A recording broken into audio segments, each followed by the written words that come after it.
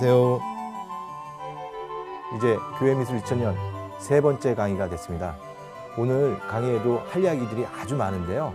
그래도 제가 평소부터 가지고 있었던 이야기를 하나 해드리면서 오늘 강의를 시작하도록 하겠습니다. 혹시 마을 성당 하면 어떤 생각을 떠올리시나요? 우리 주변에 우리가 자주 다니는 우리가 속한 성당을 우리가 교구 성당이라고 많이 얘기를 합니다. 우리 교구에 있는 성당을 멀리서 바라봤을 때 어떤 생각이 드시는지 제가 한번 좀 질문을 드린 겁니다. 제가 왜 이런 질문을 드렸냐면은 그리스도교 신앙인에게는 특히 중세나 근대 이전 시기에는 이 교구 성당이 아주 좀 남다르게 느껴졌을 거라는 것이죠. 우리의 신앙을 이어주고 계속 살찌워지게 하는 교구 성당은 항상 우리들한테 가깝게 있습니다. 하지만 근대 이전 시기에는 이 교구 성당은 그거 이상의 의미를 지닐 수도 있습니다. 제가 질문을 던졌는데요. 우리가 속한 공동체는 근대로 오면서 좀 성격을 많이 바뀌었습니다. 제가 이런 질문을 좀 또 한번 드려보도록 하겠습니다. 혹시 시청자분들 중에서 지금도 태어난 곳에서 사시는 분이 어느 정도 될까요? 생각보다 그렇게 많지 않을 겁니다.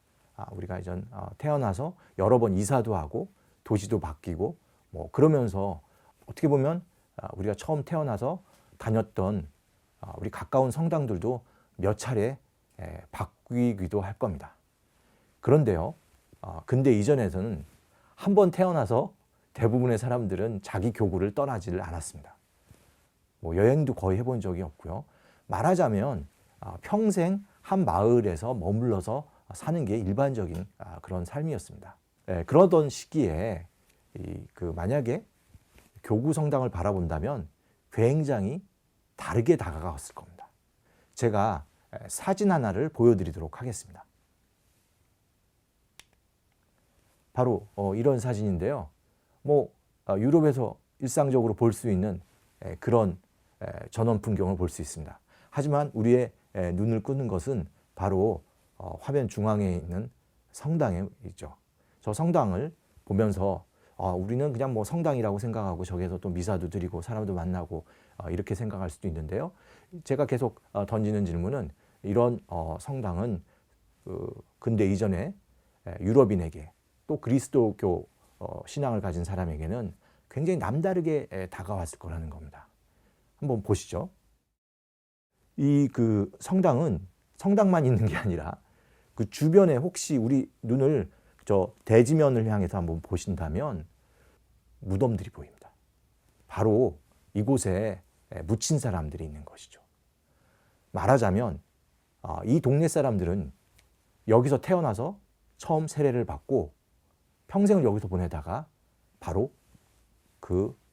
교구 성당 앞에 묻히는 게 그들의 삶이었습니다.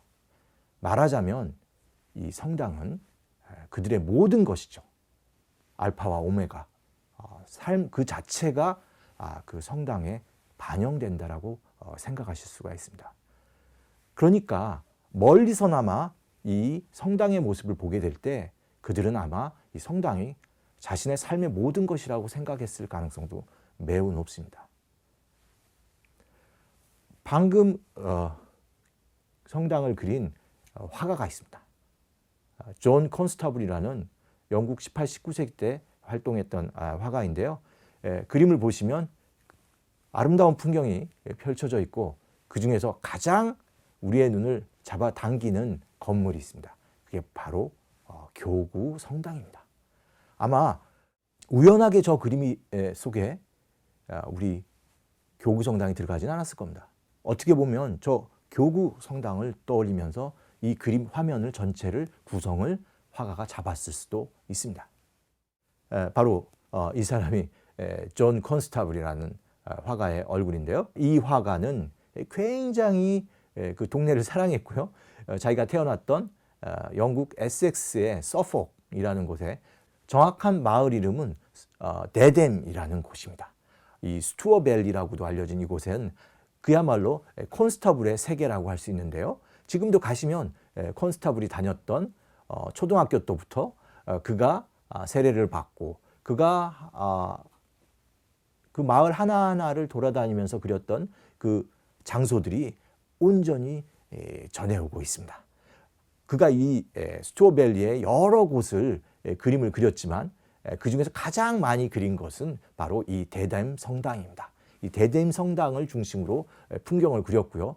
컨스테블 하면 여러 풍경화가 떠오르는데 가장 중요한 풍경화에는 항상 이 대댐 성당이 자리하고 있습니다. 이 스케치에서도 우리가 대댐을 볼 수가 있고요. 지금 좀 더 자세하게 보시면 그 아래 무덤 묘지석들이 쭉 보이게 되죠. 결국 이 지역에서 태어나서 활동하고 삶의 모든 것이 여기에 담겨 있는 그런 곳이 교구 성당이라고 할 수 있습니다. 우리들의 요즘 어떤 교구의 삶과의 모습과는 조금 거리가 있죠. 이런 점을 좀 생각하면서 교회 미술 2000년을 바라보시고 지금까지 우리가 살펴봤던 성당들을 보신다면 좀 더 그 성당에 대한 느낌이 우리에게 좀 더 다르게 다가올 겁니다. 콘스타블 얘기를 했기 때문에 좀 더 이야기를 좀 더 보시죠. 내셔널 갤러리에 가면 이 콘스타블의 그린 아주 유명한 작품이 있습니다. 바로 건초마차라는 작품인데요. 그림을 보시면 건초마차를 타고 사람이 이 얕은 개울을 건너가고 있는데요. 왼편에 재미있는 건물이 하나 보이는데요. 이게 바로 물레방앗간이죠. 우리 시골에 어렸을 때 예전에는 많이 있었던 물레방앗간인데요. 재미있는 거는 이 물레방앗간은 이름이 플랫포드 밀이라고 불렸는데요.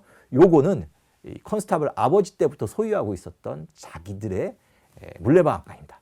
그야말로 이 그림은 존스 컨스타블의 자기가 태어난 그 마을 그리고 아버지가 가지고 있었던 물레방앗간 이런 것을 그려서 어떻게 보면 명작의 세계를 만들어서 그 조그만한 에섹스의 시골 하나를 전 세계적인 예술인의 마을로 지금도 많은 사람들은 여기에 미예술례를 떠납니다. 그런 곳으로 바꾸어 버린 셈이죠. 지금 그림을 보시면 건초마차가 나지막한 여울을 건너서 지나가고 있고요. 강아지도 보이고 아주 한적한 평화로운 농촌 풍경입니다. 그리고 그 플랫포드 밀의 모습도 보이는데 바로 컨스타블 아버지가 소유하고 있었던 것이죠. 지금도 이렇게 나와 있습니다. 컨스타블은 이후에 런던으로 이주를 해서 런던에 있는 햄스테드의 성당에 묻혔고요. 여기에 보면 방금 봤던 그 물레방앗간에서 일을 했던 윌리 로트라는 사람이 있습니다. 윌리 로트의 무덤은 지금도 이 대댐 성당 바로 앞에 그의 무덤이 있습니다. 그러니까 그야말로 이 대댐 성당, 이 교구 성당은 진짜 그 지역 사람들에 있어서는 진짜 태어나고 삶의 모든 것이 그를 중심으로 이어지고 마지막에는 그들의 그 영혼의 안식처가 되는 그런 곳이기 때문에요. 풍경 속에서도 그냥 보이는 하나의 건물이 아니라 그들의 어떤 신앙의 모든 것, 삶의 모든 것으로서 아마 다가갔을 겁니다. 지금 이쪽 지역은 그 존 콘스타블이 활동했고 다녔던 학교부터 그가 그림을 그렸던 장소들 이런 것들이 다 남겨 있습니다. 그래서 가서 보시면 그 일종의 여행 안내 지도를 따라서 이렇게 다니면서 다 보실 수가 있습니다. 그러니까 우리가 그림으로 봤던 그런 장면들을 실제로 가서 눈으로도 또 확인할 수가 있는 것이죠. 자, 그럼 이제부터 지난번 강의에 이어서 오늘 강의를 또 한번 본격적으로 이어가도록 하겠습니다. 오늘 강의는 여행에 관한 것입니다. 두 개의 여행이 나오는데요. 첫 번째 여행은 순례입니다.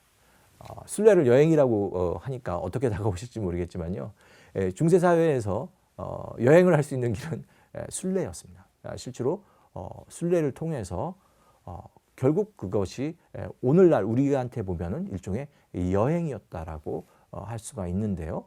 이들은 자기의 속했던 공동체를 좀 떠나서 다른 세계를 볼 수 있는 몇 안 되는 기회가 바로 순례였습니다.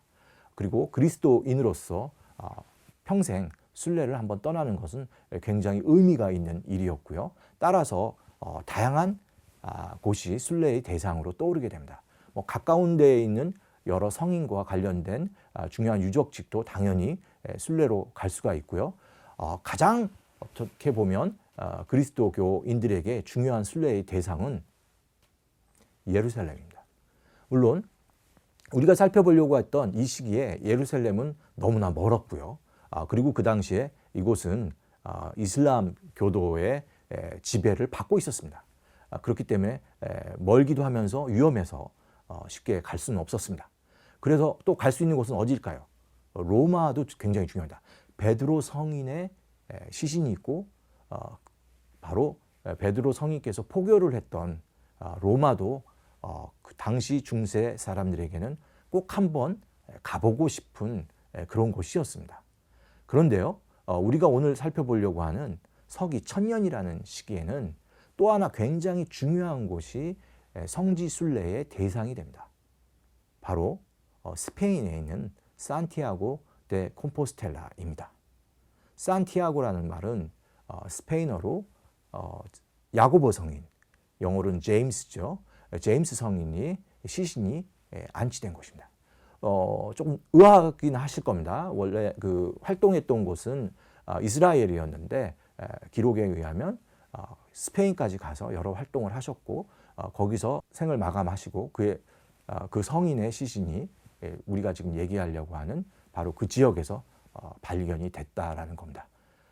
산티아고 데 콤포스텔라라는 뜻은 별이 빛나는 그런 벌판 속에 야고보 성인이라는 뜻인데요.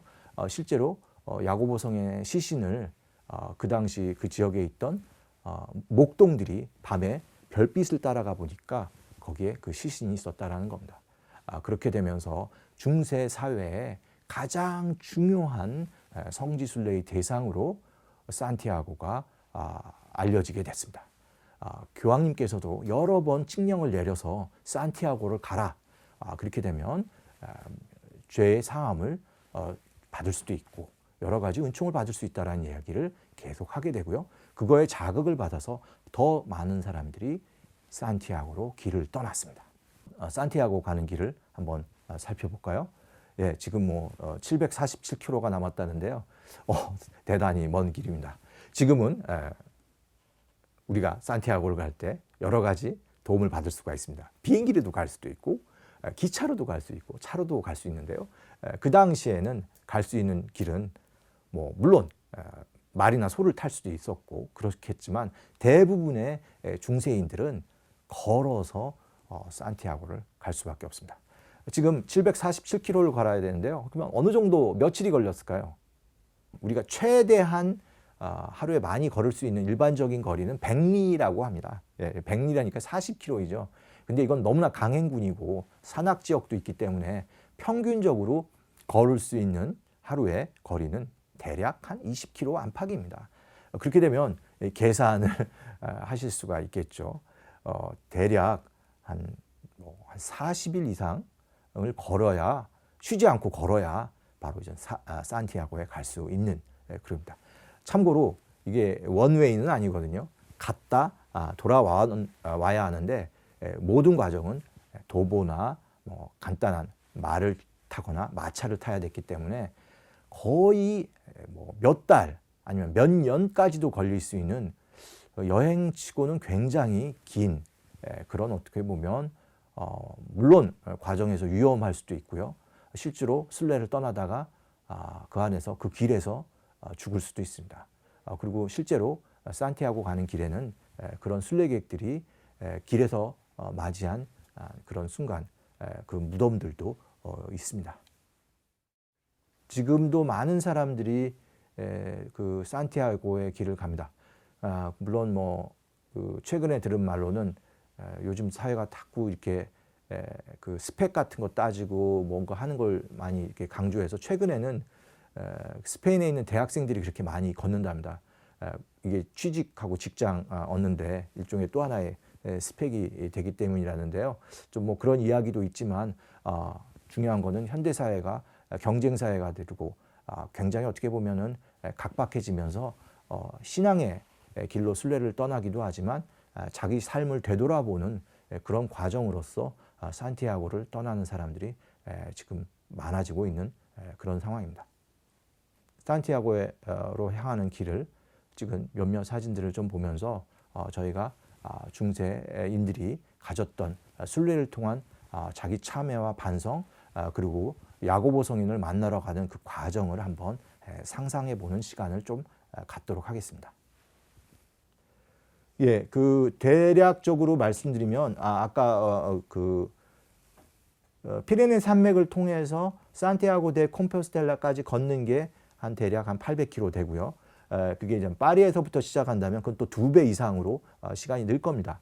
그래서 보통 우리가 생장 피드포르라는 곳에서 부터 산티아고 데 콤포스텔라까지가 한 800km 남짓한 그런 시간입니다. 대부분 우리나라의 순례객들은 프랑스 파리로 간 다음에 기차로 바로 여기까지 가서 여기서부터 걷는 거를 일반적으로 이제 그 산티아고 데 콤포스텔라에 대한 순례길로 생각하는데요.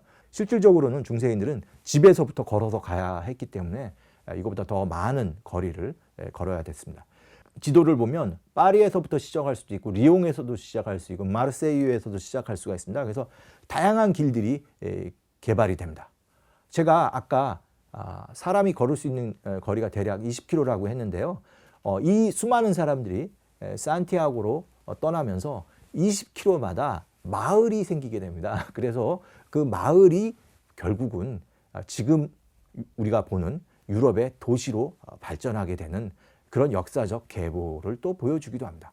어떻게 보면 순례가 유럽의 도시를 만들고 그 도시가 근대 사회를 열었다. 이렇게도 아마 우리가 이야기할 수 있을 것 같습니다. 하루하루 걷는 거리에 이렇게 보시면 대부분의 그 10km, 20km 사이마다 마을이 있는 걸 알 수가 있습니다. 그래서 이 쭉 가는 이 과정에 있는 노정의 그 마을들이 있고요. 그 마을들은 이 순례객들을 맞아서 숙박도 있고요, 음식점도 있고요, 식당도 있고요, 다 있습니다. 물론 순례의 길이기 때문에 이 분들은 그곳에 있는 수도원이나 수녀원 이런 곳에서 또 머물 수도 있습니다. 그리고 당연히 수도원과 수녀원은 우리가 지난번에 베네딕트파 수도원의 계율을 봤지만 이 먼 길에서 찾아온 이 순례객들에게 아주 환대를 하게 해주는 것이죠. 자, 이 순례객들의 최종 목적지는 어디겠습니까? 당연히 산티아고 데 콤포스텔라입니다. 멀리서 지금 산티아고 데 콤포스텔라 성당의 종탑이 보입니다. 이제 거의 순례의 목적지인 산티아고에 다 왔을 때 보는 그 감동의 장면을 지금 시청자분과 제가 함께 바라보고 있습니다. 예, 그 산티아고 데 콤포스텔라 그 성당 앞에 순례객들이 줄을 서서 이제 드디어 최종 이 순례의 목적지인 산티아고 데 콤포스텔라 성당으로 들어가려고 하는 그 장면을 지금 여러분들이 보고 계십니다. 지금 조금 좀 지금 평면도가 좀 이해하기 어려우실지도 모르겠지만 지금 우리 왼쪽에 광장이 있고 광장의 계단을 통해서 올라가면 이 본당에 들어갈 수가 있습니다. 본당이 조금 어떻게 보면 여러 그 부속 건물이 둘러싸여 있어서 좀 보기는 어려우실 수도 있지만 기본적으로 장십자가 형태를 하고 있습니다. 십자가 형태의 그 길이 방향에 신도석과 제대가 있고요. 그리고 양쪽에 짧은 십자가의 날개라고 할까요? 그 부분에 또 이렇게 축으로 이어지고 있는 그런 모습을 보여줍니다. 제가 왜 이 평면도를 보여드리냐면은 이 산티아고 데 콤포스텔라의 대성당이 산티아고를 향해 가는 그 길목마다 있는 성당의 기본적인 형태가 됩니다. 그래서 산티아고 데 콤포스텔라를 갈 때 많은 성당들을 거쳐가는데요. 그 성당들은 기본적으로 바로 어떻게 보면 어머니 성당이라고 할 수 있겠죠. 산티아고 데 콤포스텔라 성당의 형태와 구조를 굉장히 유사하게 담고 있습니다. 그래서 한번 눈여겨봐 주시면 산티아고 데 콤포스텔라로 가는 그 길목마다 보는 성당을 또 한번 이해하실 수도 있을 겁니다. 드디어 성당 안으로 들어왔습니다. 그냥 우리는 지금 이 하나의 순례의 목적지로도 생각할 수 있지만 이 길을 짧으면 40일, 길면 몇 달을 걸어서 와서 이 성당에 들어갔을 때 아마 느끼는 감동은 사뭇 다를 겁니다. 그리고 이 성당에서 볼 수 있는 우리가 최고의 영광의 순간은 야고보 성인의 성물함일 겁니다. 그 앞에는 수많은 순례객들이 그 성물함을 보면서 감동과 신앙의 은총 이런 부분을 아마 생각했을 겁니다. 이 성당의 머리 부분을 좀 보시면요, 이렇게 조그마한 포켓이라고 할까요? 이렇게 반원형으로 이렇게 튀어나온 걸 알 수가 있는데요. 그게 하나하나 조그마한 제대가 들어가 있는 예배당이라고 보시면 되겠습니다. 중앙에 큰 홀에서 대규모 미사도 드릴 수도 있고, 저렇게 자그마한 공간에서 또 개별적 소규모 미사를 또 드릴 수도 있습니다. 그리고 이게 중앙에 넓은 공간이 있지만 그 공간을 둘러싸고 양쪽으로 회랑이 있습니다. 복도가 들어가 있습니다. 근데 복도를 쭉 한번 보시면 양쪽에서 십자가를 따라서 쭉쭉 다 이어집니다. 심지어 이 제대 쪽도 이 복도가 둘러싸 있습니다. 이게 왜 이렇게 됐냐면요, 순례객들이 너무나 많이 계속 이 성당에 몰려 들어왔던 겁니다. 그래도 미사를 드릴 때도 순례객들은 계속 왔겠죠. 이 순례객들이 와도 미사에 방해되지 않도록 회랑을 전체 이 성당에 둘렀다, 이렇게 생각하시면 되겠습니다. 이 어떻게 보면 순례자들을 위한 배려가 있었다고 볼 수가 있는데요. 바로 이러한 성당이 순례길에 표준화된 성당의 모습입니다. 회랑이 전체 교회를 둘러싸고 있습니다. 거듭 말씀드리지만 그 순례객들이 이 회랑을 따라서 성당을 둘러볼 수가 있는 것이죠. 그러면서 그 곳곳에 있는 성물함, 그곳에 있는 중요한 성인과 성녀와 관계된 여러 유물들, 그리고 뭐 여러 그 신앙과 관계된 그런 조각들, 미술품들도 이 순례객들은 아주 관심 있게 봤을 겁니다. 그런 것들은 또 저희가 살펴보도록 하겠습니다. 지금 보이시는 부분이 바로 그 산티아고 데 콤포스텔라 성당의 대본당을 한번 쭉 보시게 됐는데요. 이제는 좀 더 이해가 쉬울 겁니다. 장 십자가 형태고 중간 신도석을 따라서 양쪽에 회랑이 있고요. 그 회랑은 쭉 그냥 그 십자가 주변을 완전히 감싸고 있습니다. 심지어 머리 부분까지도 가게 되고요. 그리고 조그만한 조그만 예배당들이 특히 성당 머리 부분에 집중되어 있습니다. 저희가 한번 또 눈여겨봐야 될 부분은 이 산티아고 데 콤포스텔라 성당에 들어갈 때 바로 우리 눈한테 다가오는 이 어마어마한 광경입니다. 제가 광경이라고 말씀을 드렸는데요. 이 성당에 들어온 순례객들이 이걸 바라봤다면 엄청난 영광의 세계로 아마 느껴졌을 겁니다. 지금 이 문을 통과해야 산티아고 데 콤포스텔라 성당의 본당에 들어가게 됐는데요. 바로 이 문 앞에 섰을 때 우리를 맞이하는 사람은 누구일까요? 바로 이 아래 그 중간에 기둥에 어느 성인이 한 분 앉아 계십니다. 그 성인이 누구일까요? 지팡이를 들고 있고요. 자세히 보시면 이 순례길을 상징하는 조개도 또 보입니다. 바로 야고보 성인의 모습인데요. 다시 또 한번 살펴보겠습니다. 그 위에는 예수 그리스도의 모습이 조각으로 있습니다. 그 주변에 있는 천사들이 함께 있는데요. 물론 예수님의 주변에는 신약성서 4대 신약성서가 어떻게 되죠? 한번 따져볼까요? 요한복음, 루카복음, 마테오복음, 마르코복음서입니다. 이 4대 복음서는 예수님의 말씀 그 자체를 상징하는 것으로서 중세 미술에 아주 자주 등장하게 됩니다. 그런데 물론 그 표현하는 일종의 어트리뷰시라고 하죠. 상징하는 상징이 또 있습니다. 요한복음서의 경우 독수리가 나오고요. 그리고 마르코 복음 같은 경우는 사자가 상징을 하게 된다. 누가 복음 같은 경우는 황소이고요. 마테오 복음서는 천사로 또 표현이 됩니다. 여러분이 그러면 예수님 주변에 방금 살펴봤던 독수리, 천사, 황소, 사자가 있다면 이거는 바로 신약 사서를 표현하는 방식입니다. 예수님의 말씀인 것이죠. 그들에게는, 중세인들에게는 그렇게 다가갔습니다. 지금 중앙에 있는 저 반원형의 홀을 우리는 팀파늄이라고 부릅니다. 팀파늄 조각이 이 당시에 어떻게 보면 순례길을 따라서 대대적으로 조성되는데요. 그 중에 많은 조각들은 바로 예수 그리스도의 존재를 거기서 드러내게 됩니다. 그리고 그 주변에 방금 우리가 얘기했던 신약 사서에 대한 이야기가 들어가 있죠. 그리고 또 이 산티아고 데 콤포스텔라 성당의 팀파늄에는 예수님의 양쪽에 천사들이 순환과 관련된 십자가라든지 그 가시관 그리고 못 이와 같은 지물을 다 하나씩 들고 있습니다. 아마 그 이유는 이 순례객들이 순례를 통해서 엄청나게 겪었던 육신의 고통은 어떻게 보면 예수님이 겪었던 그 십자가의 순환의 길에 비하면 어떻게 보면 아무것도 아니다라는 메시지를 준 거죠.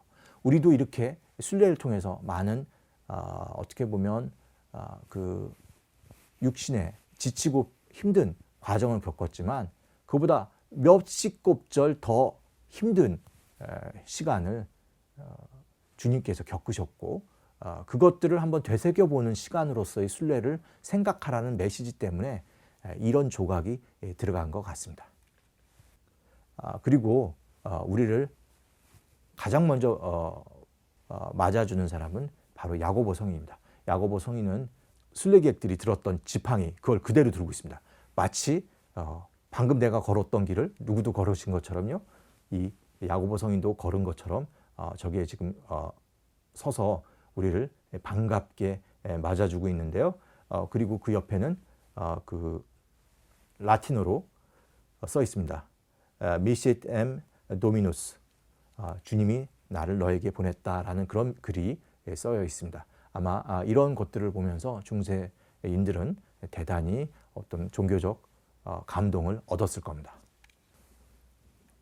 이제 어떻게 보면 제가 종착지인 순례의 종착지를 한번 살펴봤는데요. 그러면 이제는 그 시작점을 한번 살펴보도록 하겠습니다. 지금 여러분이 보시고 있는 곳은 베즐레라고 하는 프랑스 남부 지역에 있는 언덕 위에 있는 도시입니다.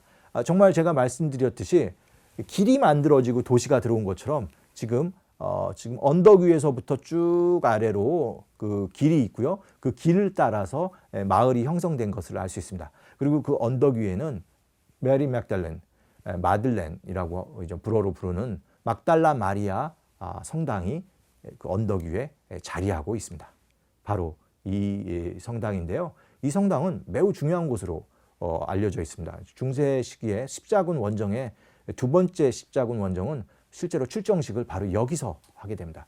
그만큼 이곳은 그 막달라 마리아 성인의 성물이 있었고 그것 때문에 중세인들에게는 아주 중요한 성지순례의 대상이자 그들의 어떤 신앙을 통해서 십자군 전쟁을 출발하게 되는 그런 시작점으로서 삼을 만큼 중요했던 성당입니다.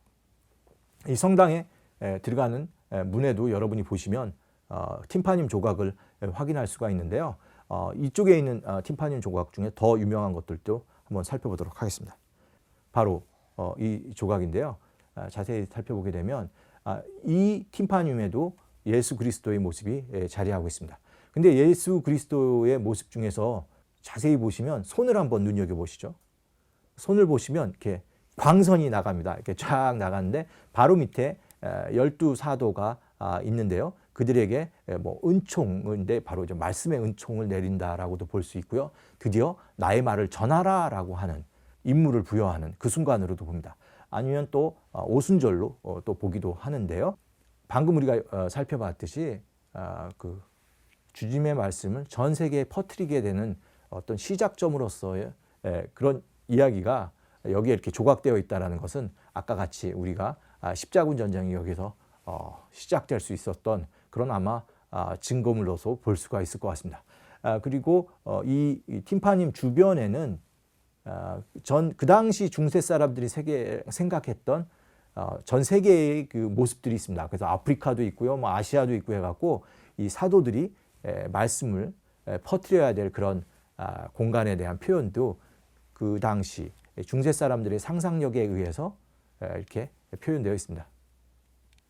그러면 또 하나 다른 곳으로 한번 발길을 옮겨 보시죠. 이런 광경이 눈에 들어오면 어떤 생각을 하시겠습니까?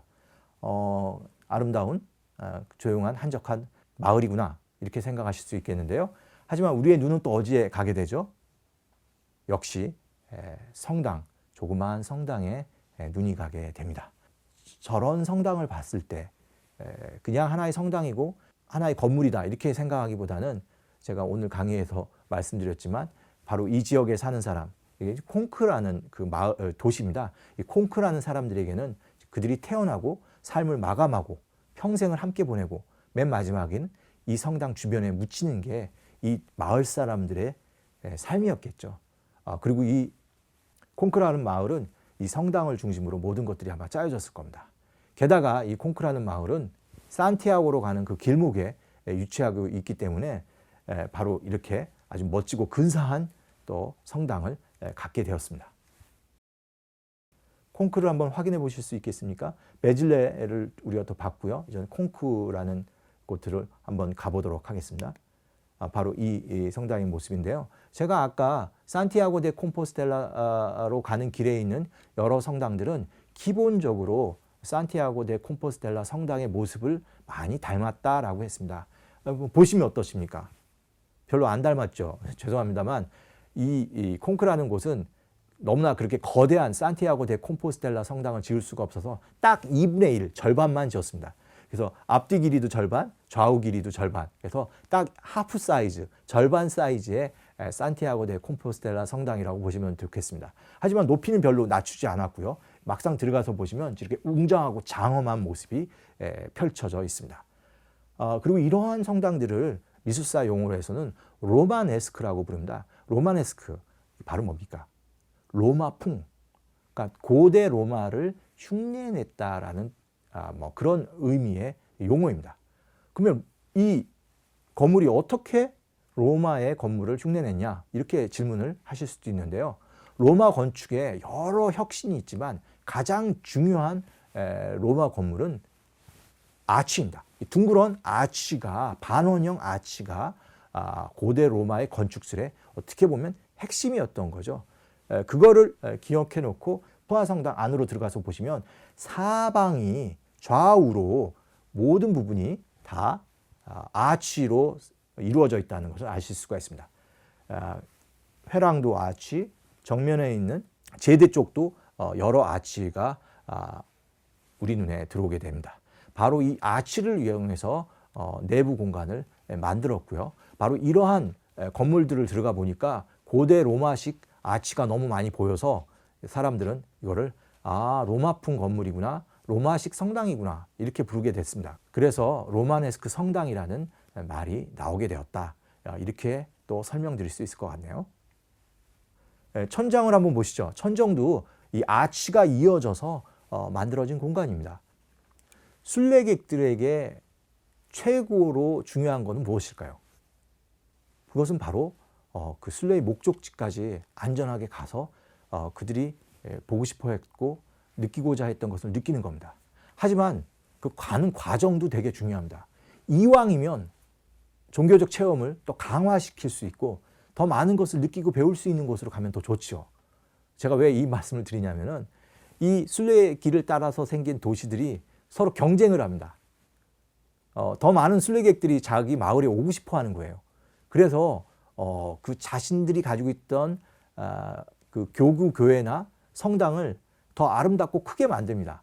그리고 중세 사람들이 가장 좋아했던 게 뭔가 하냐면 바로 성물입니다. 성인 성녀들의 뭐 유골이라든지 그분과 관계된 어떤 뭐 의복이라든지 뭐 그런 것들을 가지고 있는 게 굉장히 중요했습니다. 말하자면 이 생트푸아 성당 같은 경우는 아마 초기 프랑스에서 신앙을 증명하면서 죽음을 당했던 아주 어린 소년으로 알려졌던 푸아 성인의 유골이 있었습니다. 뭐 심지어는 옆 동네에서 아장이라는 곳에서 거의 훔치듯 가져온 걸로도 알려져 있는데요. 그런 이야기까지 하면 이제 강의가 너무 길어지겠죠. 어쨌든 지금도 이 생트푸아 성당에는 이 성인의 성물함이 지금과 같은 모습으로 자리를 잡고 있습니다. 순례길에서 이런 성물을 만난다면 또 한 번 더 순례의 길이 보람 있고 의미 있게 다가갔을 겁니다. 그래서 중세의 순례길에 있었던 여러 성당들은 이런 유물들을 사람들에게 보여주고 싶어 했고요. 또 그것들이 또 시대마다 인기를 얻고 좀 더 많이 유명해진 게 있습니다. 그럼 그 길로 사람들이 몰려가면서 또 어떻게 보면 또 마을이 더 커지는 그런 일도 생겼습니다. 지금도 중요한 행사 때가 있으면 이곳에 있는 신부님들이 거리에 이 생트푸아 성인의 유물함을 들고 이렇게 행진하는 그런 경우도 있습니다. 지금 성당의 정면의 모습인데요. 또 저희의 눈을 끄는 곳이 있습니다. 바로 이 성당을 들어가는 문입니다. 이 문도 산티아고 데 콤포스텔라처럼 팀파늄이 우리 눈에 들어오는데요. 그 팀파늄에도 어마어마한 조각이 들어가 있습니다. 자, 이 조각들이 보이죠? 이제 문이 두 개가 있습니다. 어느 쪽 문으로 들어가고 싶으십니까? 한쪽 문은 천국을 향해 있고요. 한쪽은 지옥을 향해 있습니다. 물론 다 왼쪽에 있는 그 문으로 들어가면 천국인데요. 그 왼쪽에 있는 문은 예수님이 위에 지금 자리하고 계시는데 예수님의 오른쪽이 됩니다. 그래서 바로 오른쪽은 천국, 왼쪽, 우리한테 보면은 오른쪽이 되는데요. 여기는 지옥이 됩니다. 예수님께서 최후의 심판을 지금 내리고 있습니다. 그래서 한쪽 손을 든 쪽이 천국행, 손을 내린 쪽이 지옥으로 가는 그 모습이 담겨 있습니다. 그렇게 보시면 바로 이 장면인데요. 지금 절반은 지옥의 모습, 절반은 천국의 모습입니다. 이런 무시무시한 광경과 또 어떻게 보면 천국의 아름다운 세계, 이 두 개가 좌우에 아주 강렬하게 표현되어 있는 것이죠. 바로 이 장면, 이러한 메시지가 순례객들에게는 굉장히 강렬하게 다가갔을 겁니다. 그리고 이 신앙을 좀 더 결의를 다지고 그 순례가 좀 더 보람 있게 되었을 텐데요. 바로 이러한 목적 때문에 한동안 없었던 조각의 전통이 다시 생기는 겁니다. 이거 굉장히 중요한 문제인데요. 그 그리스도교 신앙에 있어서 이런 어떻게 보면 이 미술, 이런 형상이 차지하는 부분은 약간 굉장히 농진적이었습니다. 이것들이 그 우리의 글 모르는 사람의 성경이 돼서 성경의 이야기를 우리 눈앞에 펼쳐주는 그런 어떻게 보면은 하나의 매체일 수도 있고요. 하지만 그 십계명의 두 번째처럼 자칫 우리가 이것을 남용하게 되면 이거는 위험한 일종의 그 성상이 아니라 이렇게 되면은 우상이 되는 위험성도 있기 때문에 성상과 우상 그 사이에서 항상 그 갈등하고 고민하는 모습을 우리의 그리스도교 역사가 보여주게 됩니다. 하지만 오랫동안 그런 부분들은 절제되고 제한적이었지만 순례객들에게는 이 순례 하루하루 그것이 연장되면서 좀 더 많은 것을 보고 느끼고 싶어 했던 겁니다. 그러다 보니까 이들은 바로 지금과 같이 그 자기가 순례의 길에서 이런 어떤 성당에 갔을 때 이런 조각을 만나면 훨씬 더 그 가르침과 성경의 메시지가 강렬하게 다가왔을 거고요. 이러한 것을 주기 위해서 우리 교회는 오랫동안 좀 밀어놨던 조형미술, 성상 이런 것들을 다시 불러들이기 시작합니다. 그래서 이렇게 그 신앙의 메시지를 이렇게 담은 것이죠. 지옥의 모습입니다. 끔찍하지 않습니까? 이게 사람들이 악마가 자리하고 있고 그 악마가 저주받은 영혼들을 지금 괴롭히고 고문하고 심지어는 입에서 혀를 빼갖고 거기다 갈고리로 채우고 무시무시하게 목을 비틀고 이 어마어마한 장면이 보이는데요. 이런 장면들을 중세의 신앙인들이 보고 아마 굉장히 어떻게 보면 공포심도 느꼈을 겁니다. 지금 보고 있는 저희 장면은 한쪽은 천국으로 가는 사람, 한쪽으로는 지옥의 그 불기둥에 빠져드는 그런 어떤 고통에 저주받은 영혼, 이 모습인데요. 이게 아까 우리가 살펴봤던 문 바로 위에 양쪽에 자리하고 있습니다.